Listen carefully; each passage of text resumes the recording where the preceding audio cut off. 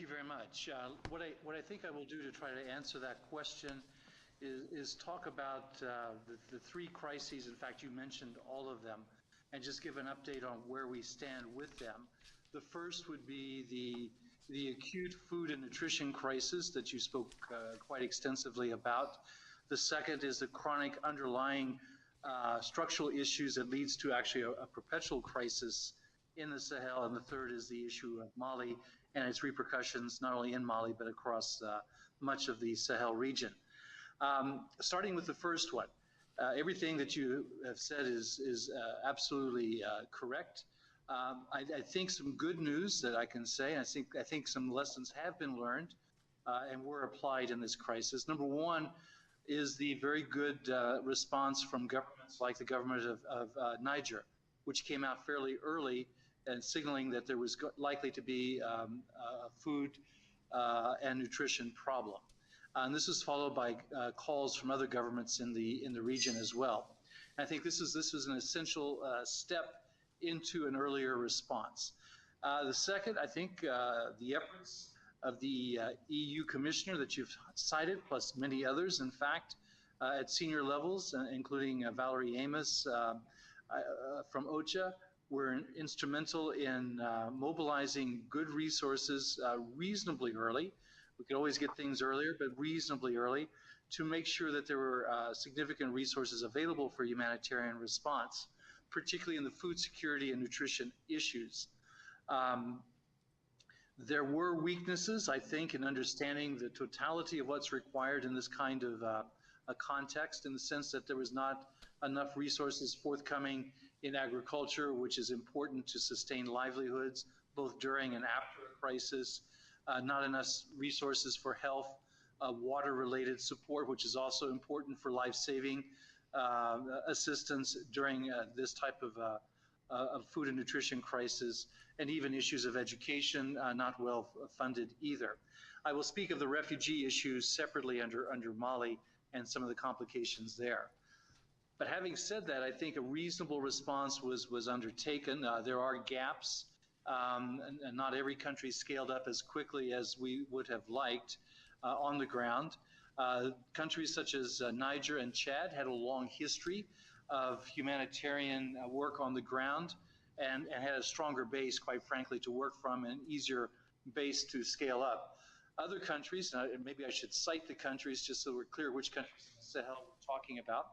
The countries that we worked on in terms of this response include Mauritania, Senegal, Gambia, includes Mali, Burkina Faso, Niger and Chad, I've already mentioned, plus the northern states, Sahelian states of Nigeria, and the northern region of Cameroon, which is also in the Sahel.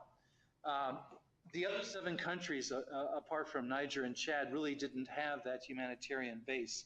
And a critical element, and certainly one that I was pushing from where I was sitting, was to try to get that scaled up.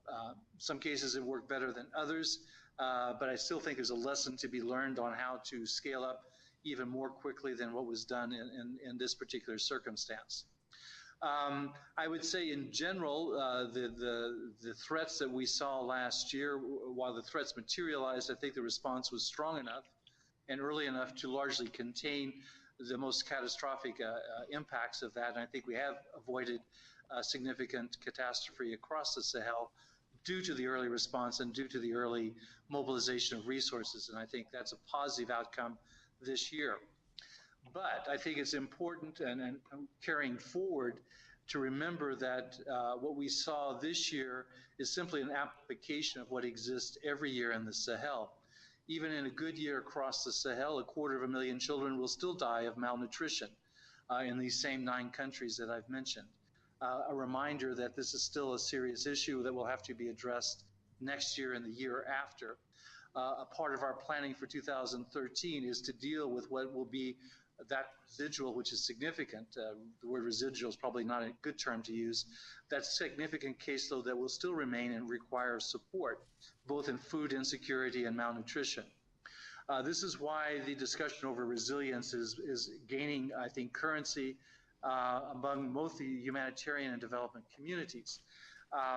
There's an understanding, a greater understanding, that the two need to work together to try to find a more lasting solution to the chronic problem and a more lasting solution to make it easier for households to get through periods of crisis. Just as to put some human elements to this on the table, I think it's important to look at what happens to households facing the kind of drought or spike in commodity prices that we saw this year. They need to take certain measures to survive. Among these measures are reducing the kind of quality of food that they are able to purchase to economize. They may have to sell off livestock. They may not have the resources to invest in agriculture. They may go into debt. They may pull children out of school. These are all survival mechanisms to get through the crisis, but each of these decisions has a consequence that's a negative consequence on their long-term prospects after the crisis passes. And so what's required is a support that it should be the government-led, in fact, and we can talk about that in more detail later, that provides a way for these families to weather such a crisis without having to resort to such drastic measures to survive that they compromise their long-term prospects. And this is, I think, for me, a core way to look at the issue of resilience, in this case, looking at it from the lack of resilience and what needs to be done to change that. Really should be the center of our programming approach. Resilience is not really a humanitarian approach as much as it is a development approach. The humanitarian side can guide on where these vulnerable households are. They can provide treatment type support, such as treatment for severe malnutrition. But the fundamental way to change this is through appropriate development strategies that focus on those very households that I've just described.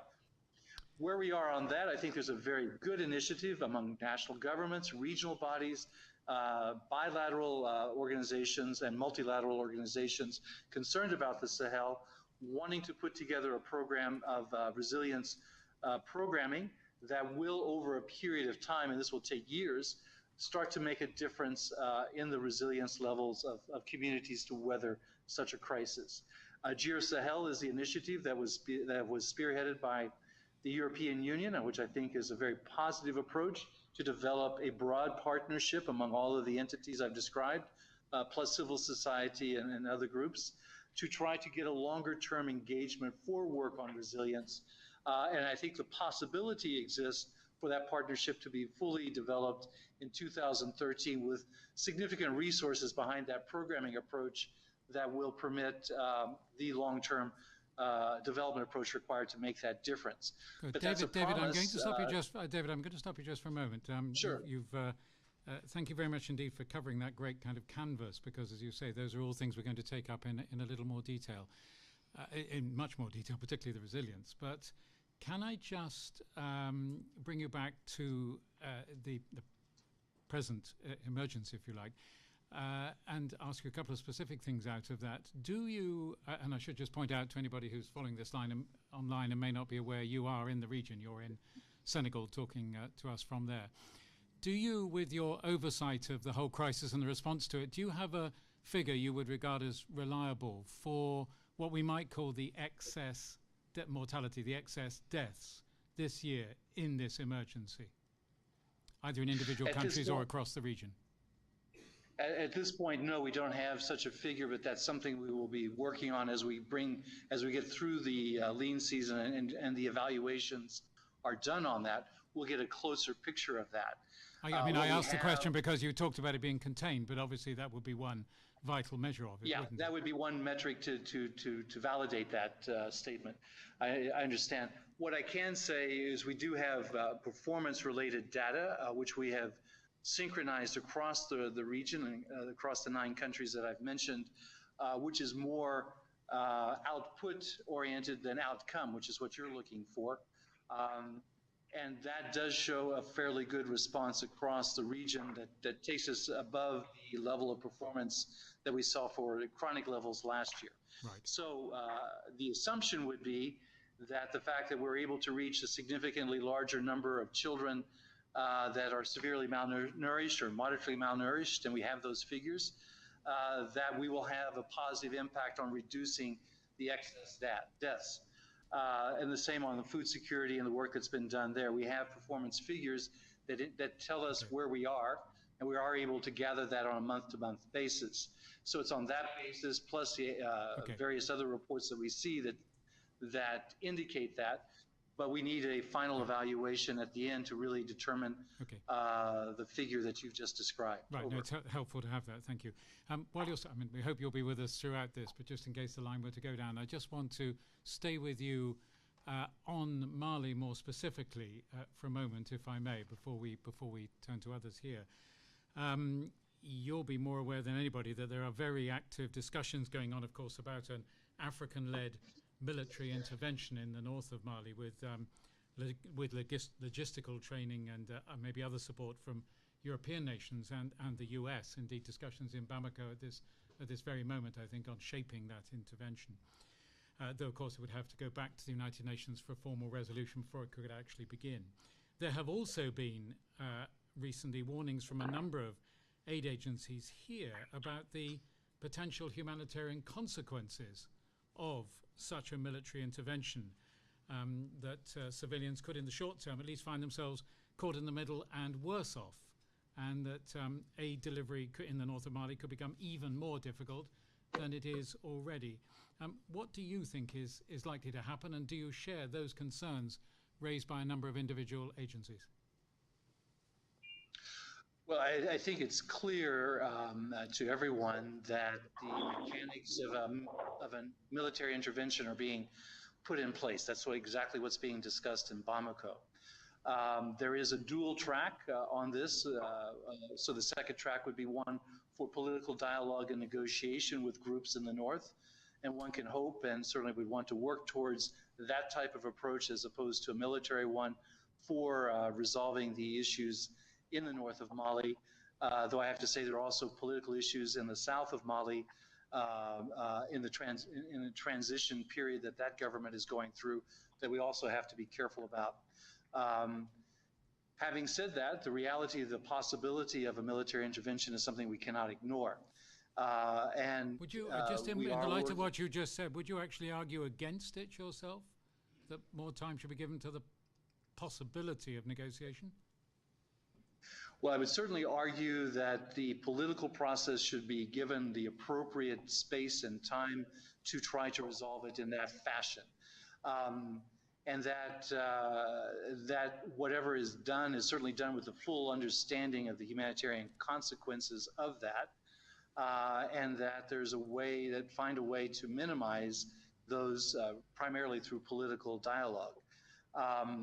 Going into much more detail than that is probably problematic at this point since the discussions are still early, but this is the type of thing that we talk about and try to promote is an approach that reduces the humanitarian consequences. It's a complex dynamic because doing nothing also has humanitarian consequences as well.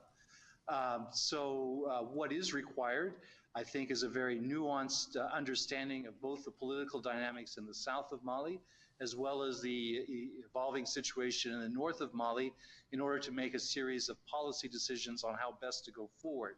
And I do believe in many ways getting on that part, there is a long distance to go to really understand those dynamics in order to make an intelligent set of decisions of how best to go forward. However, that is improving, and I'm happy, based on the last meetings I attended in Bamako on the 19th of October, where this issue was raised, that there's a greater appreciation of the humanitarian dynamic and an understanding that needs to be given foremost attention. So at least that far, much has been achieved.